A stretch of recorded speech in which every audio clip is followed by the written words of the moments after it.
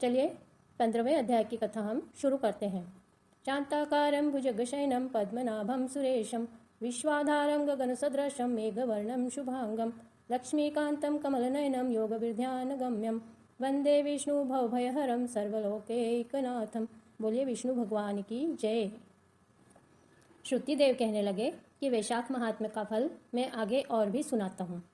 पांचाल देश में राजा भूरी यश का पुत्र पुरुयश नाम वाला अत्यंत पुण्यात्मा तथा बुद्धिमान था। पिता के मरने पर वह राजा बना। पुरुयश अत्यंत शूरवीर और उदार था। वह धर्मपूर्वक पृथ्वी का राज्य करता था, परंतु पूर्व जन्म में उसने जलदान नहीं किया था। इस कारण उसकी सब संपत्ति नष्ट हो गई। कई रोगों से पीड़ित होकर उसके हाथी घोड़े सब मर गए। राज्य में दुर्भिक्ष अकाल पड़ने के कारण बहुत से मनुष्य और सेना भी नष्ट हो गई। उसका खजाना सब खाली हो गया।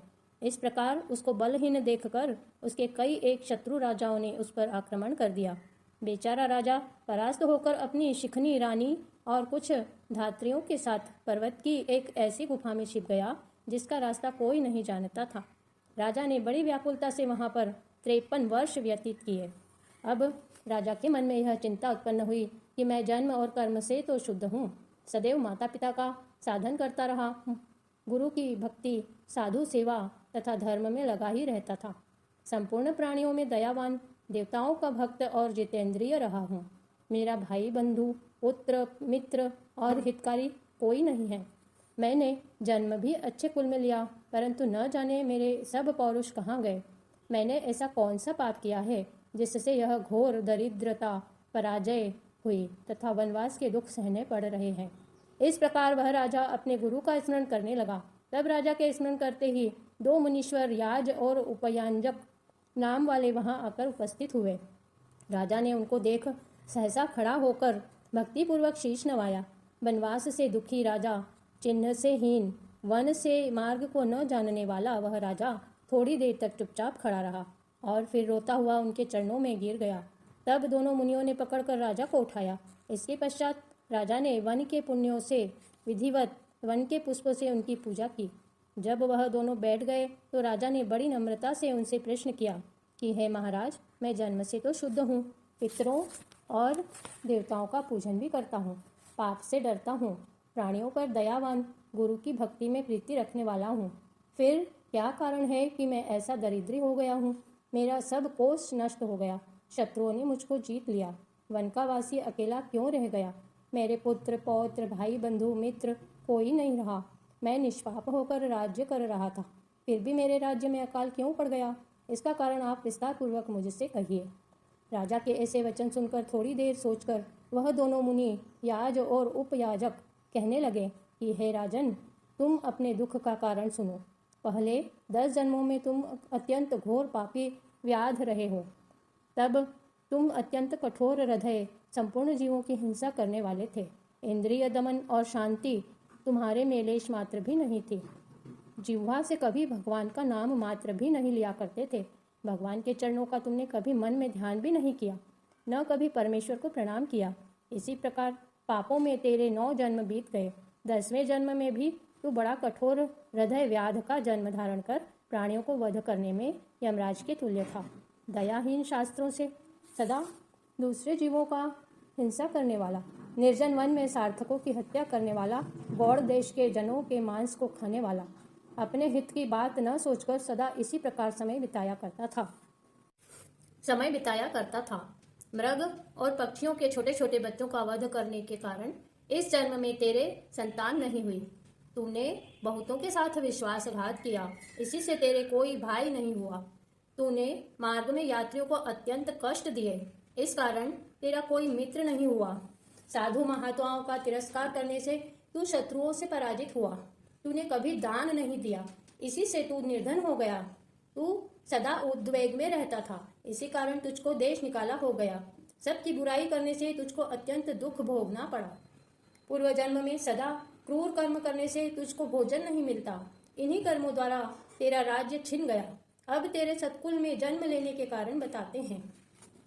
जब 10वें जन्म में तू गौड़ देश में था और अपने घोर एवं बुरे कर्मों से लगा हुआ यात्रियों को निर्दयता से कष्ट दिया करता था, तो उसी समय धूप से व्याकुल दो बड़े धनवान वैश्य वेदांगों को जानने वाले कर्षण नाम वाले मुनि वहां पर आए। सिर पर जटा, देह पर छाल के वस्त्र, हाथ में कमंडलू लिए हुए इनको आता देखकर तू धनुष बाण लेकर उनका रास्ता रोककर खड़ा हो गया। फिर उनमें से एक वैश्य को मारकर तूने सब धन छीन लिया। जब तू दूसरे को मारने लगा तो वह समस्त द्रव्य वहीं घास फूस में फेंककर डर के मारे भाग गया। तब कर्षण मुनि व्याघ के हाथ से मारे जाने के भय से व्याकुल मूर्छा खाकर पृथ्वी पर गिर गए। तब तूने गिरे हुए ऋषि से पूछा कि वैश्य ने धन कहाँ छिपाया है। फिर एक गड्ढे के पानी से उनके हाथ मुंह धोए और उनको मूर्छा न आ जाए इस कारण उन पर पंखे से हवा करने लगा और मुनि से कहा कि जब तक मैं इस वन में सशस्त्र हूँ तब तक उसको किसी बात का भय नहीं। निर्धन मनुष्य सदा सुखी रहते हैं तथा तुम्हारे फटे वस्त्र और टूटे बर्तनों को लेकर भी मैं क्या करूँगा। तुम केवल यही बताओ कि उस वैश्य ने धन को कहाँ छिपाया है। यदि ठीक नहीं बताओगे तो तुम्हें मैं मार डालूंगा। कर्षण बोले कि वैश्य धन को इन वृक्षों में फेंक गया है और स्वयं इधर भाग गया है। तब व्याघ ने ऋषि से कहा कि तुम निडर होकर सुखपूर्वक यहाँ से चले जाओ। यहाँ से थोड़ी दूर पक्के तालाब में निर्मल जल है, वहां पर जल पीकर और अपना परिश्रम दूर कर अपने स्थान को चले जाओ। अभी राजा के कर्मचारी वैश्य का रुदन सुनकर तथा पांवों के खोज देखते हुए उधर आएंगे, इसलिए मैं तुम्हारे साथ नहीं चल सकता।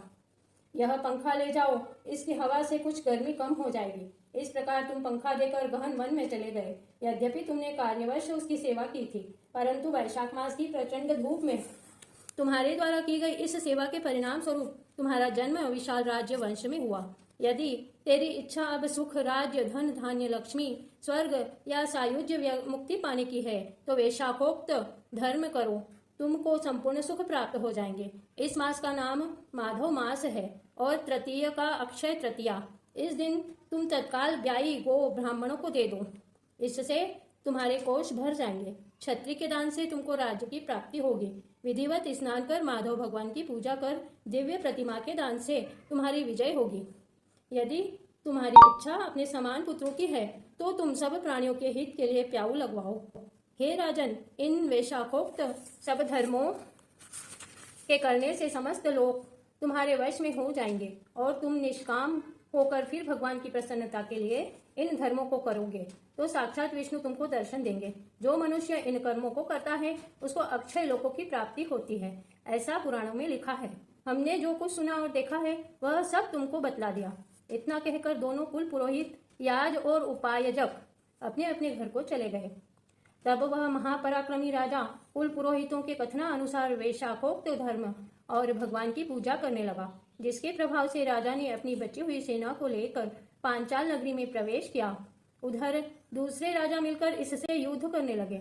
इस प्रकार इनमें घोर संग्राम हुआ, परंतु उसने सबको जीत लिया। वे राजा युद्ध स्थल छोड़कर भाग गए। इस प्रकार राजा पुरुयशन अपना खोया हुआ सारा राज्य पुनः प्राप्त कर लिया और वह अनेक घोड़े, रथ, हाथी, ऊंट आदि उन राजाओं के अपने पूर्व में ले आया। इसके अतिरिक्त अन्य कई एक राजा उसको कर देने लग गए तथा अनेक राजाओं ने उसके चरणों में नतमस्तक होकर उससे संधि कर ली। सारे देश में बड़ा सुरभिक्ष हुआ और फिर वही राजा भगवान की कृपा से चक्रवर्ती राजा हुआ। उसके अत्यंत गुणवान एवं शूरवीर 5 पुत्र उत्पन्न हुए, जिनके नाम दृष्टिकीर्ति, धृष्टकेतु, विजय, चित्रकेतु और मयूरध्वज हुए। समस्त प्रजा राजा से प्रेम करने लगी तथा वैशाखोक्त धर्मों के करने से सब उसका विश्वास करने लगे और वह स्वयं निष्काम चित्त होकर मधुसूदन भगवान की पूजा के लिए सभी धर्म करने लगा, जिससे प्रसन्न होकर भगवान ने उसको अक्षय तृतीया के दिन साक्षात दर्शन दिए। भगवान को देखकर राजा को बड़ा विस्मय हुआ। भगवान चतुर्भुजधारी, शंख, चक्र, गदा, पद्म से सुशोभित, पीताम्बर धारण किए हुए, वनमाला पहने हुए, लक्ष्मी सहित गरुड़ पर चढ़े शोभित हैं। उनके तेज को देखकर राजा ने अपने नेत्र बंद कर लिए। भगवान के दर्शन कर राजा अत्यंत प्रसन्न हुआ, जिससे उसके शरीर में रोमांच हो गया। नेत्रों से आंसू गिरने लगे और गदगद वाणी से हाथ जोड़कर भगवान की स्तुति करने लगा। इस प्रकार वैशाख महात्म्य का 15वां अध्याय समाप्त हुआ। बोलिए श्री विष्णु भगवान की जय।